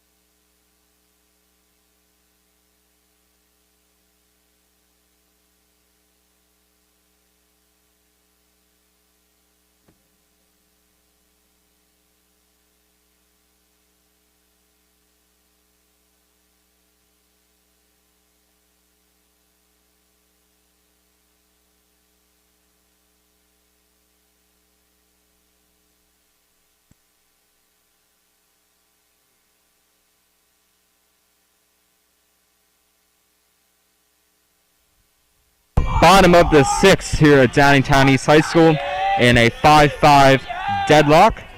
Scott Hansen will begin his 6th inning of work. And the first pitch here to DeWeese is on the way. That's ball 1. And I like this decision, keeping Hansen in here. I mean, he's only thrown 67 pitches. Only 2 of the runs he gave up were earned. So far looking very efficient, despite some fielding miscues. That one off the glove of Regan, ball 2.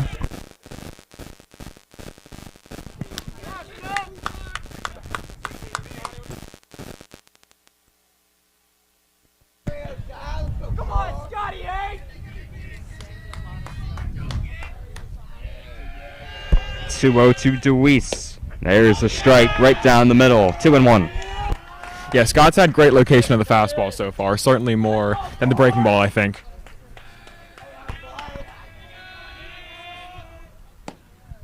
That one at the knees. So Hansen gets a call, 2-2. Have any of you guys noticed some cheers coming from the third base dugout? That's the first time we've heard the D East dugout cheer all game. It really does feel like it. 2-2. And a big 2-2 coming here from Hansen in a tie ball game. Yeah, I go fastball right here. Blow up by him. One off speed in the dirt. The luck, Nick. See what he went for there. I mean, he went for the changeup, trying to make it look like a fastball down the pipe, trying to make it sink.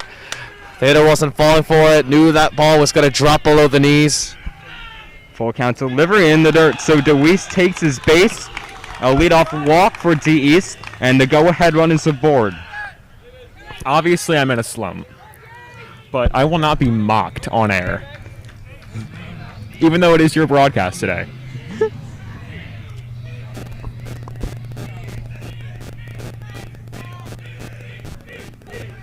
So here's Lamb, who right now is the relief pitcher for D East.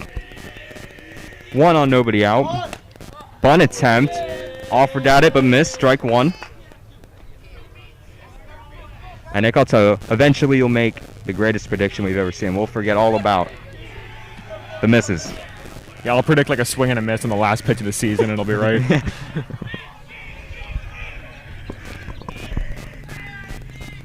0-1, tries to bunt again. That time does not offer. 1-1 as the ball's outside. Yeah, bunt here is interesting. Not really something we typically see at this level. Coaches tend to just let their guys hit away, but going with the bunt here. Well, if he can execute, that would put the go-ahead run in scoring position. Throw over. Not in time on Deweese. Is Hansen just keeping him moving over there at first? Yeah, and Will talked about this a little bit at the top of the broadcast. Scott seems to check runners over at first when you least expect it. And I think that's sort of what gives him the ability to get guys over there along with his athleticism. That was a ball. It's 2-1 to Lamb. Shows bunt immediately. And we'll call time. Looked like Lamb went down to a knee there to bunt. Can hear the Downingtown East dugout complaining there was a balk on that pitch, which I didn't see anything illegal on that front. Lamb pulls it back. 3-1. Yeah, it's certainly a tough spot for Scott or for any pitcher when you're pitching to a guy who's showing bunt, because you feel like you're just throwing the ball at the bat, and it sort of takes away your perspective of the strike zone. Lamb tries again, pulls it away, and ball 4. Back-to-back walks. He doesn't need to bunt as he'll take his base anyway, which moves the runner up. And we might have a pitching change here. Yeah, and Scott's saying he's good. He's sort of saying to Coach Gebhardt, no, I got it. But, we'll talk things over here and we'll see what happens. So far, it looks like they're just talking things over.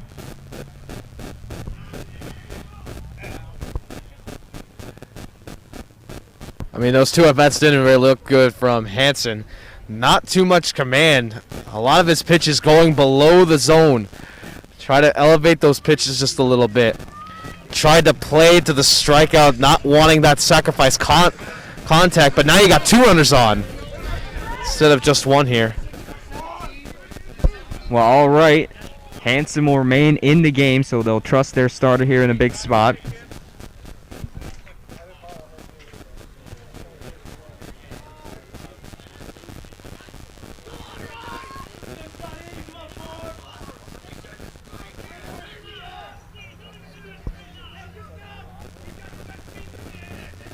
And another bunt being shown here. Yeah, that's interesting. That's a ball to Grissom, who is hitting in here for the first baseman, A.J. Lehman. 1-0. Ball 2. And as I said, Nick, it's always so much more difficult to pitch when you have a bat being held right in front of the plate, and Scott has shown that it's been very difficult. Yeah, I think the East coaching staff is sort of listening to my high-level analysis because they're obviously bunting back-to-back batters. Well, it's 3-0 now on Grissom. Yeah, I think maybe D East may have found a little hole in Scott's game with this, just showing bunt over and over until he can prove that he can throw strikes. It does just make it tough to locate when you're just throwing the ball out of bat. It just takes away perception of the strike zone. 3-0, and there's a strike. So maybe that'll get him going as he finds his own. 3-1.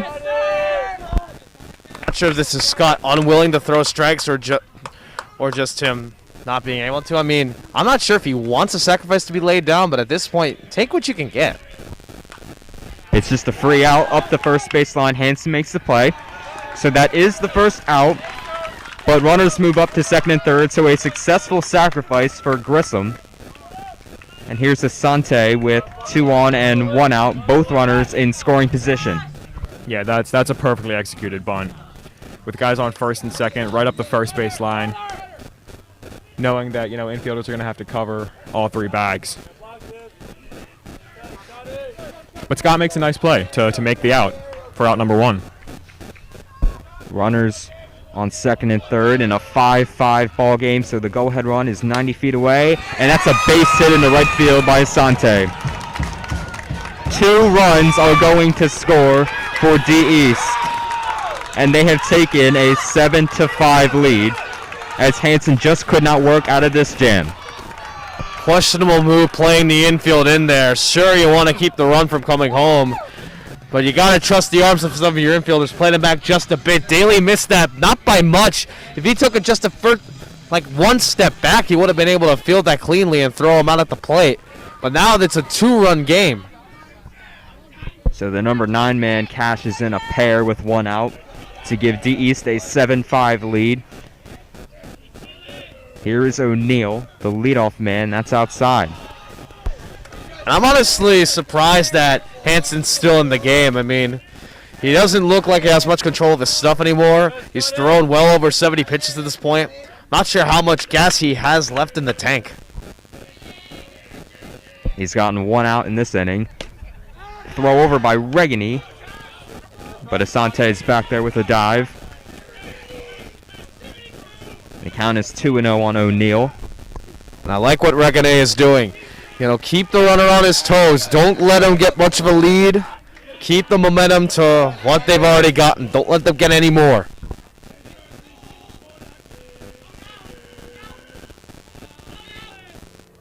Two-0 in the dirt, so Scott just struggling to find the zone here. It is 3-0. And you don't want to walk another one here. Already giving up a couple of walks and runs. Yeah, if you walk another guy here, I think he might be out of the ball game if you're Scott. But we did see Drew Del Calo tossing in the bullpen. We wonder if maybe that'll be the option. The 3-0. There's the strike.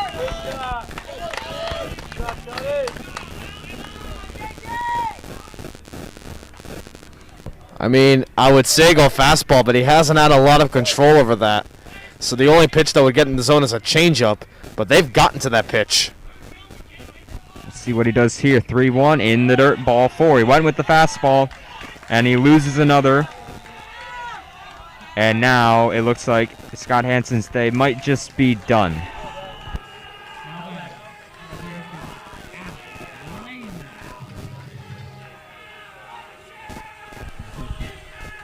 It was a good effort by Hansen. I mean, he pitched well through 5, but he just didn't have enough gas left in the tank to pitch 6. He had a good start, had control of his fastball and his changeup early on, but he kind of just lost control of that. He just got too tired. I mean, that's what it is, just fatigue, not being able to last that long. Surprised they didn't pull him out because he started to show some signs last inning, but regardless, he is pulled out now, and Drew Del Calo is back from injury, and he's going to pitch now.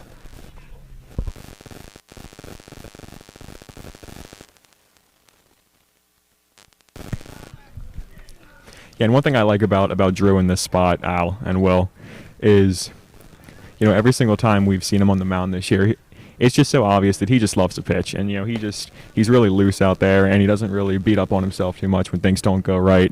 He kind of just goes out there, does his thing, and so bringing him into this situation with still a good amount of pressure on him to keep this thing at 2, I think it's a pretty good move here by Unionville coaching staff. We'll say those couple of days off, he's looking good in his warm-up throws. I mean, his issue was he can throw a little wild, and that was Scott's big problem as he waned his pitching performance. But, I mean, with that time off, as long as he can keep his stuff somewhat in the zone, I mean, Del Calo has heat.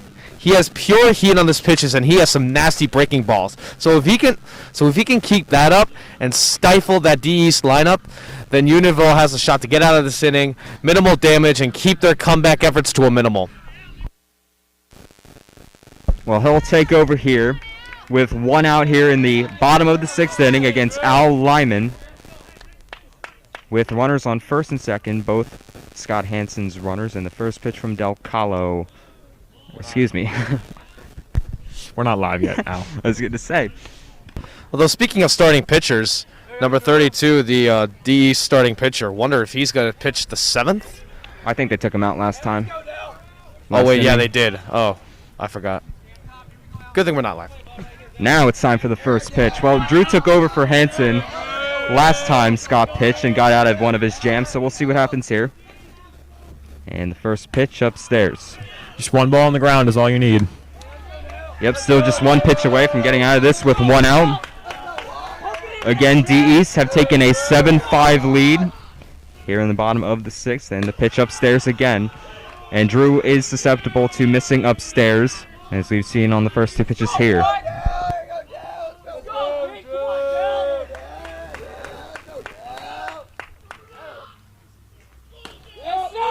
There's a strike from Drew. 2-1. Stick to that location. Stick to that kind of pitch. Teams usually have a hard time hitting that kind of fastball. Keep going until it doesn't work. Goes to it again outside. 3-1. To Lehman.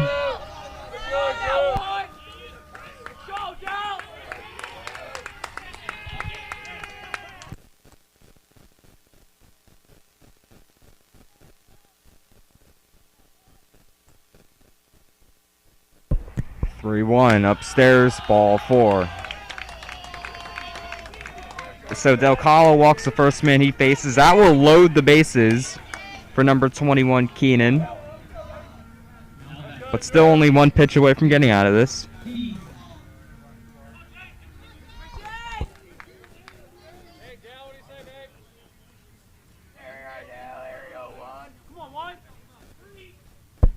First pitch, strike from Del Calo. Way to get ahead. Look at him looking over the dugout on that fastball. I mean, he must have been impressed by that pitch. Well, Nick said he just loves to pitch, always smiling. That one gets away from Regani. Here comes DeSante to the plate. He will score, standing up. So it is now 8-5. D East. Yeah, and he's going to get a nice greeting there back at the D West dugout for the hit that he had. He gave them the lead. Now he comes around to score. Now 2 on. Runners on second and third with 1 out. But another run across. That one upstairs to Keenan, and Del Calo falls behind.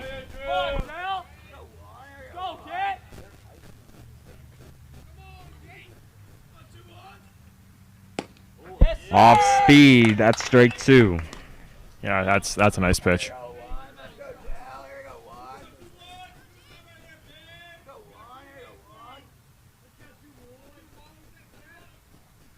2-2. Regani able to block it. Yeah, that's a nice block by Sean. That ball really got up on him. Sean may have felt that one in his hand, just shaking it off. The count is full. To the DE shortstop.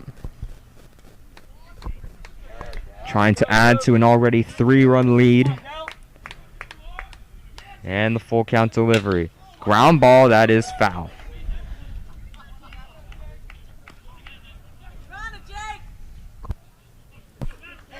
Bit of a scare for Del Calo. That was well hit. Thankfully, it went foul. Really hoping for a strikeout here.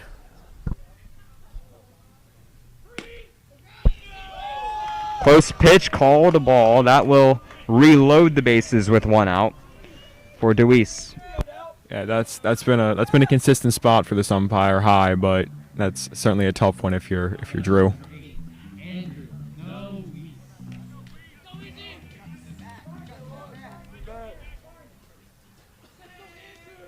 First pitch coming. Right field, that's Connor Brooks out there. Makes the catch, runner coming home. And it gets by Deal the cutoff. Heading up to second is Keenan. A run scores. It's 9-5 as there are now 2 outs in the inning. Runners on second and third. But if Unionville, you just got to appreciate what they could get. I mean, just being able to get it out. Yes, they did give up another run, and now their deficit's down to 4. But, I mean, at this point, you really just got to get out of this inning. Unionville's really got to focus on getting their offense together next inning. Hopefully, Del Calo can get them out of this jam.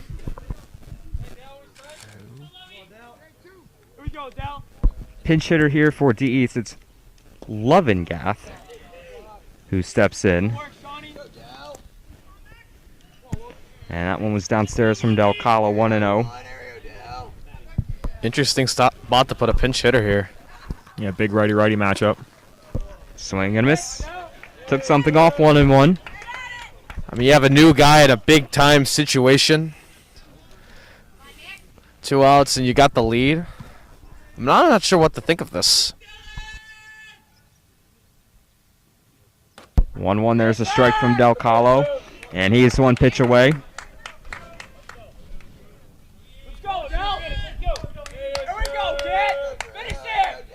Trying to limit the runs to only 4 in this inning.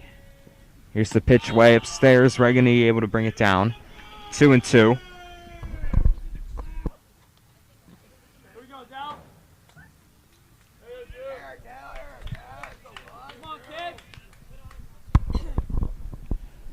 2-2 in the dirt. Skips away from Regani.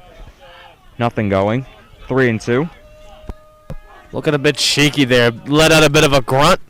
Not sure if that was out of exhaustion or just if he realized that something slipped. Didn't look too steady on that one.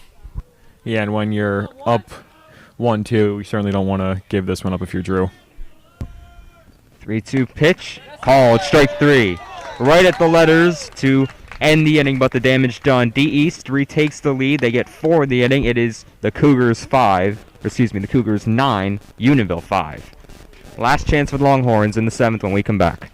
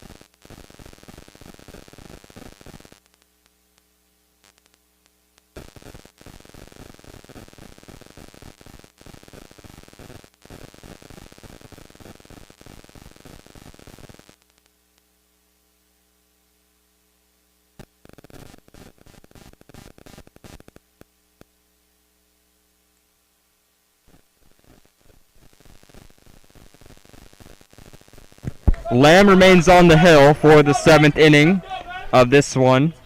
Last chance for the Longhorns. They're down to their last 3 outs. Connor Brooks, who took over in right field as Hyman moved to center with the Regani injury, will have his first at-bat of the ball game. First pitch fouled away. 0-1. And Connor just looking to get something going here in a 9-5 ball game, down 4.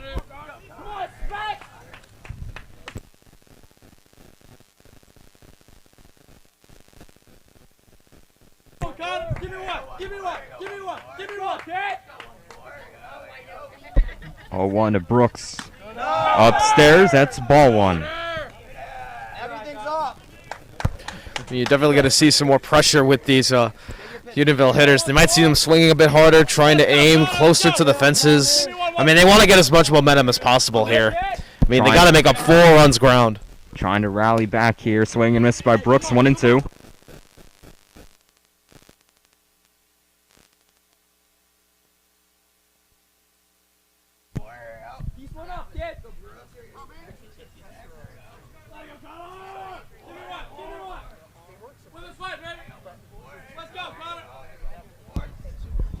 One, 2 coming. Called. Strike 3 right at the knees. Nothing going for Brooks. 1 out in the 7th, and that'll bring up Sean Regani. Ooh, that was tough. I'm not sure if if that was at the knees or a bit below. Looked like a tough pitch to me, but regardless, a good piece of pitching. Brooks goes down. That's a big strikeout for Downingtown East. That one just a little too close to take. Sean Regany, who does have a triple in this game, steps in that one down low. And if Unionville wants to come back, it'll have to start here with 1 out, and the base is empty. Yeah, it's never good when you need more runs than you have outs to work with, but we'll see what Unionville can do here. Again, it's D East 9, Unionville 5. That one upstairs, 2-0. I mean, Regane is 2 for 3 today. He's had a great day at the plate. But these next man up moments, they really come tight in these tight situations where your back's against the wall. 2-0, skips by the catcher, 3-0. And Regane stepped up in the past with some big-time hits, but can he do it when the situation looks like it's gleamest and it's bleakest?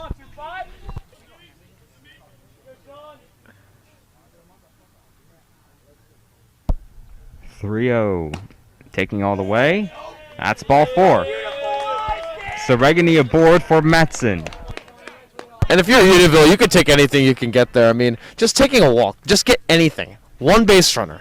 Take anything you can get, one piece at a time. That's really all you have to focus on at this point, just one piece at a time. Because that's how you piece together a comeback. That's how you piece together an offense. One runner at a time. Yeah, that's a great point, Will.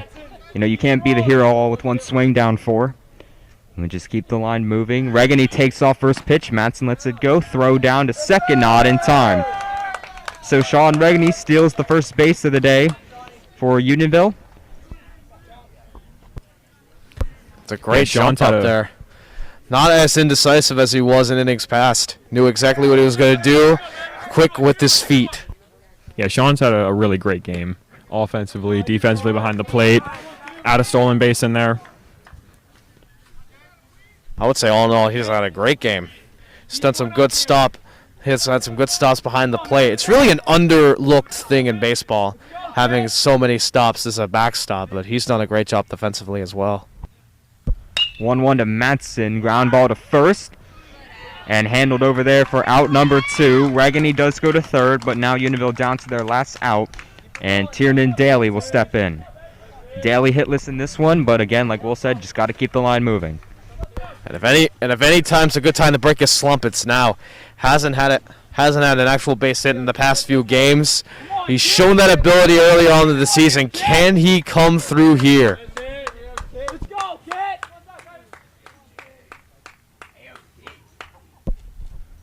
First pitch. Ball into left center field. Over is Asante. And that will do it. He makes the catch. And D East have taken this one. Unionville dropped to 5-5. Final score, D East 9, Unionville 5. And in the end, guys, Unionville just didn't have enough in the tank. Yeah, you know, we were